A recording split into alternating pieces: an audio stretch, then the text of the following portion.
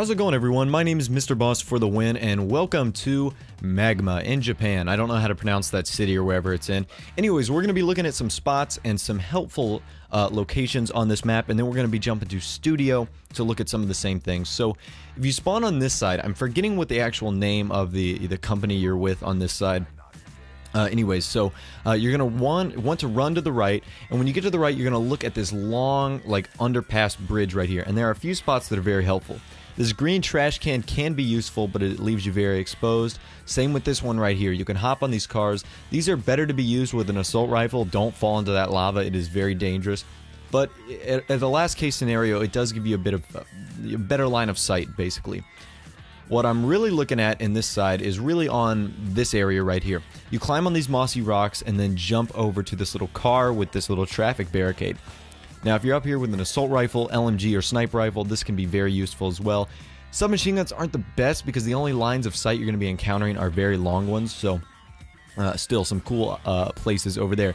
Anyways, we're getting real hot with the magma now. This is an area where you don't want to get trapped, because if you are trapped, you're more likely to make a mistake, more likely to jump into the lava. So let's say you are trapped, and you can just jump up here, and that will give you an extra escape route. I'm going to demonstrate right now. You can either go that way or this way, so you have more than one option. And look, you have a third. You can actually jump over the hood of the police car and get out that way. Let's say you're stuck. So that's a very good idea in case that way is broken and the way on the other side of the pillar is stopped by either lava or someone else. That's a great escape option. So let's say you're on this walkway.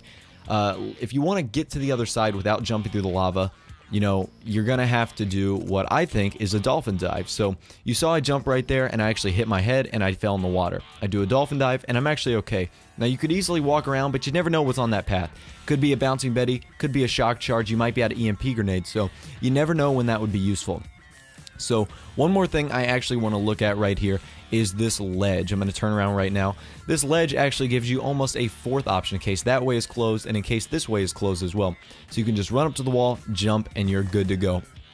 And it works vice versa. And from there, you can actually jump into this window right here, which will allow you to look in the enemy spawn or flank someone if they're doing, you know, coming around you. And it works opposite as well. So, demonstrating, very easy to jump from window to window. Really one cool thing I noticed on this map. Next thing, not as useful, but I guess if you want to use it, you can.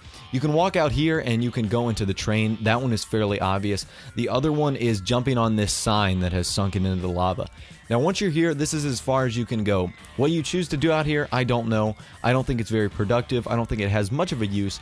I tried to jump to actually the other, you know, the other rock, but you can see in a second that I die as soon as I touch the rock, so there's nowhere for me to go.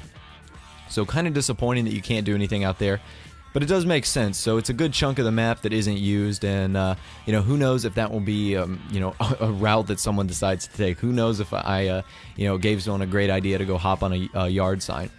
Anyways, we are on Studio now, and just because it's got a new name doesn't mean that the explosives are gone. You can see an explosive charge right there, explosives right there, and explosives where the C flag is.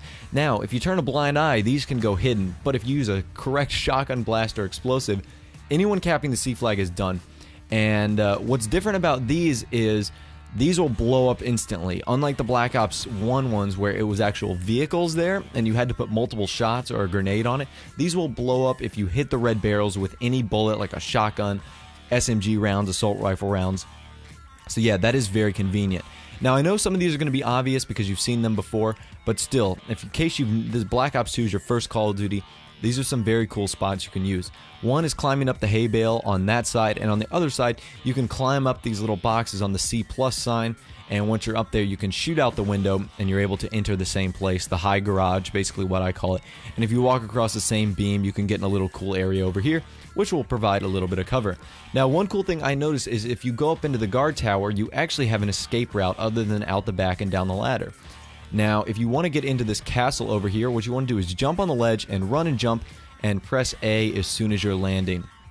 Now, I'll do it one more time in case you guys missed that or don't want to rewind the video.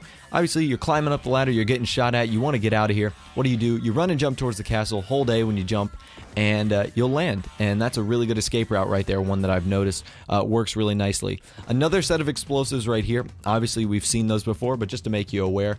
Now, one other cool thing, if you want to get up into this castle, you climb up onto this tin shed right here, and you want to make a jump. Whoops, I failed right there. You want to climb onto the tin shed. Here we go.